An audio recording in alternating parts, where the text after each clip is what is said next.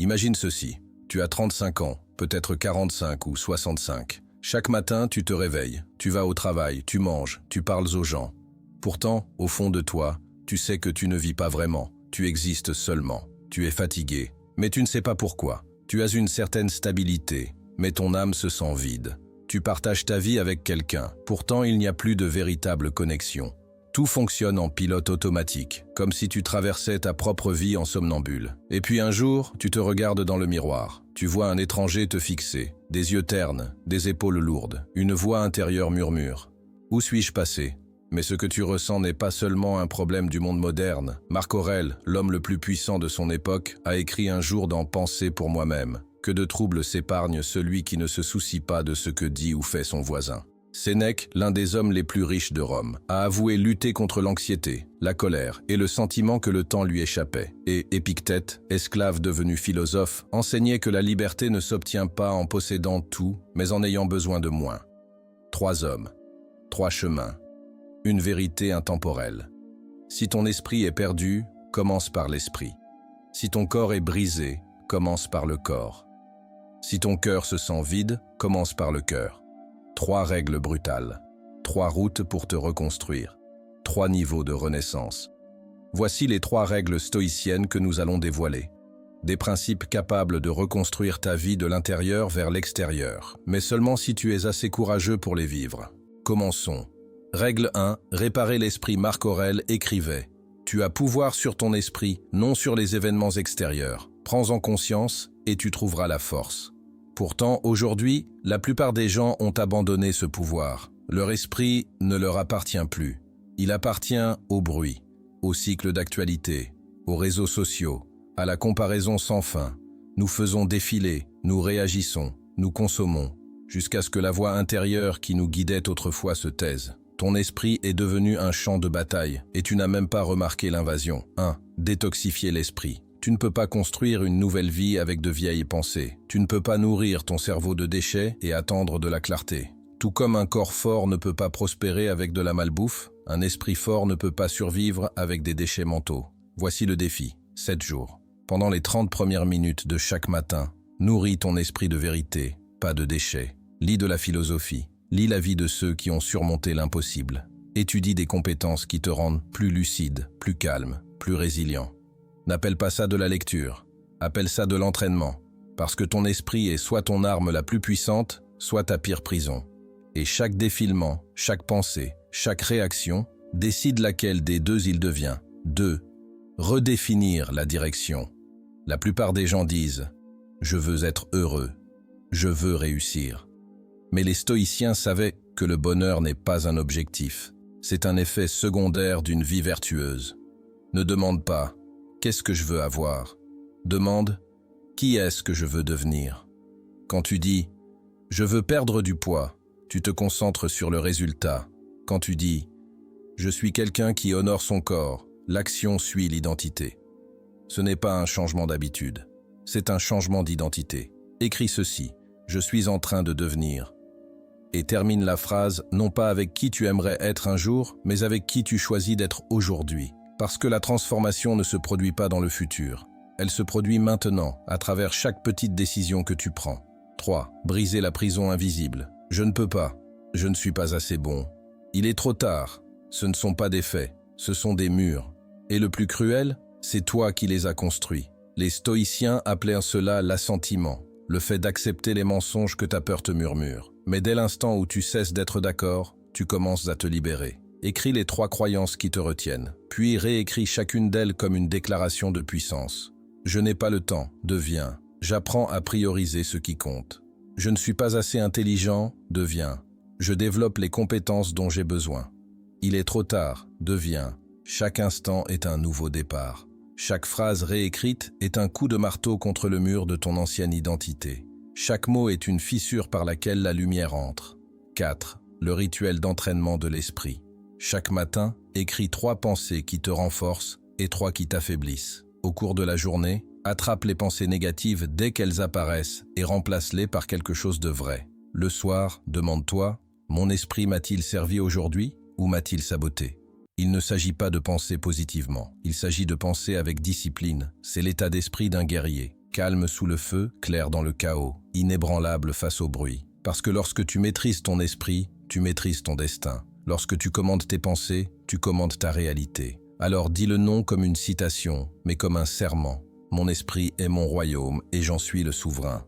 Et à partir de cet instant, plus personne ne le dirigera à ta place. Règle 2. Réparer le corps. Ton corps est le fondement de ton âme.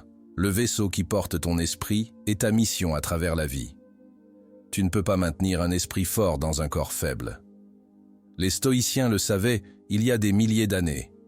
Marc Aurèle se rappelait chaque matin, à l'aube quand il te semble difficile de sortir du lit, souviens-toi que tu es né pour agir en tant qu'être humain. Et il se levait, non parce que c'était facile, mais parce que la discipline était sa nature. 1. La nutrition est une discipline. Ton corps n'est pas une poubelle. Chaque bouchée est un choix. Te renforcer ou saboter ton potentiel. Avant chaque repas, demande-toi, est-ce que cela me rapproche de la personne que je veux devenir ou me maintient enchaîné à celle que j'étais? Ne vise pas le régime. Vise la conscience. Parce que lorsque tu contrôles la fourchette, tu commences à contrôler ta vie. Tu n'as pas besoin de poursuivre la perfection, seulement la lucidité. 2. Le sommeil est l'énergie de la sagesse. Sénèque avertissait, ce n'est pas que nous ayons peu de temps, mais que nous en gaspillons beaucoup. Chaque nuit tardive échangée contre un épisode de plus, un défilement de plus, une distraction de plus, vole la force de demain. Personne n'a jamais bâti la grandeur avec un esprit épuisé et une âme embrumée. Dormir n'est pas de la paresse, c'est de la récupération, 7 à 8 heures chaque nuit, non comme un luxe, mais comme un rituel de respect de soi. 3. Le mouvement est émotion. Les émotions vivent dans le corps. Elles stagnent quand tu restes immobile. Tu es anxieux? Marche. Tu es en colère? Cours. Tu es perdu. Soulève quelque chose de lourd. Respire profondément. Sens ton cœur battre à nouveau. Épictète, bien que boiteux, enseignait: rien de grand ne se crée soudainement. Bouge chaque jour, même 20 minutes. Pas besoin de salle de sport. Pas besoin d'équipement coûteux. Monte les escaliers. Fais des squats. Étire-toi. Prends des douches froides. Ce n'est pas le mouvement lui-même, c'est le message que tu envoies à ton esprit. Je suis encore aux commandes. Chaque acte de mouvement est une déclaration silencieuse de puissance. 4. La pratique de l'inconfort volontaire. Les stoïciens avaient une idée sacrée, choisir volontairement l'inconfort pour devenir plus fort. Sénèque dormait parfois sur le sol pour se rappeler qu'il pouvait vivre sans luxe. Marc Aurèle forgeait son corps dans le chaos de la guerre, pas dans le confort des palais. Chaque fois que tu choisis la facilité, tu t'enseignes à briser tes promesses. Chaque fois que tu choisis le défi, tu t'enseignes à faire confiance à ta force. Commence petit. Bois un verre d'eau en plus. Prends cette douche froide. Cours 10 minutes. Mange des légumes plutôt que du sucre. Petit choix. Transformation massive. Parce que chaque acte d'inconfort construit une foi silencieuse et inébranlable en toi-même. Écris ceci non comme une motivation, mais comme une dévotion. Mon corps est mon temple, et j'en suis le gardien fidèle. Règle 3. Réparer le cœur. T'es-tu déjà senti vide, même lorsque tout semble aller bien de l'extérieur? Ce n'est pas une faiblesse, c'est un signal silencieux que ton cœur s'est engourdi. Tu as construit des murs pour te protéger de la douleur. Mais les murs ne bloquent pas seulement la souffrance, ils bloquent aussi la joie. Marc Aurèle écrivait « Sois comme le rocher contre lequel les vagues se brisent. Il demeure ferme, et les eaux déchaînées s'apaisent autour de lui. » Un cœur fort n'est pas celui qui ne ressent jamais la douleur. C'est celui qui reste ouvert, même après avoir été brisé. 1. Retrouve ton cœur. Assieds-toi en silence. Pas de téléphone, pas de musique, pas de distraction. Puis, pose-toi 3 questions. Si je ne pouvais pas échouer, comment vivrais-je? Qu'est-ce que je fais semblant de ne pas aimer alors qu'au fond j'y tiens profondément? Et quand personne ne regarde, qui suis-je vraiment? Ne fuis pas les réponses qui te serrent la poitrine. Ce tremblement est la preuve que tu es encore vivant. Écris ce que tu entends. Ce ne sont pas de simples pensées, ce sont des murmures de ton âme. 2. Libère le poids. Ton cœur porte trop de bagages du passé, colère, culpabilité, regret, peur, déception. Ce n'est pas toi. Ce sont juste des histoires que tu répètes depuis trop longtemps. Épictète disait: ce qui te fait souffrir n'est pas ce qui t'arrive, mais la façon dont tu y réagis. Alors, ce soir et pendant les 30 prochains soirs, écris une chose que tu pardonnes, une personne ou toi-même. Non pas parce qu'il mérite la paix, mais parce que toi, tu la mérites. Le pardon n'est pas une reddition, c'est une libération. 3. Vice avec un but. Un cœur sans direction erre toujours dans l'obscurité. Les stoïciens appelaient cela sympathia, l'idée que chaque âme est reliée à toutes les autres. Marc écrivait « Ce qui nuit à la ruche, nuit à l'abeille ». Tu n'as jamais été destiné à vivre seulement pour toi. Le cœur bat pour servir, donner, se relier. Le sens ne se trouve pas, il se crée par l'action. Aide une personne, crée un acte de bonté. Commence petit, avec sincérité. Un cœur qui donne ne se vide jamais, il s'élargit, il déborde, il devient incassable. Écris ceci et pense-le vraiment. Mon cœur ne bat pas seulement pour vivre, il bat pour aimer, servir et relier. La connexion des 3 règles. Ces 3 règles ne sont pas séparées.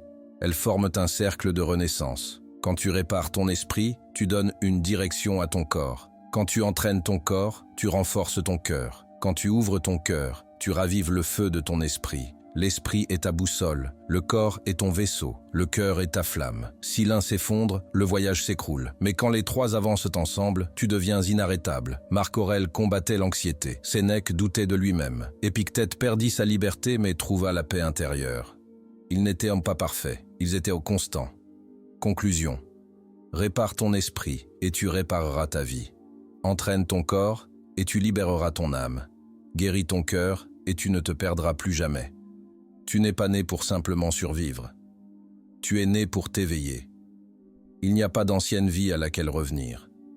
Il n'y a qu'une nouvelle vie qui attend que tu te lèves pour la réclamer. Je commence ma transformation aujourd'hui.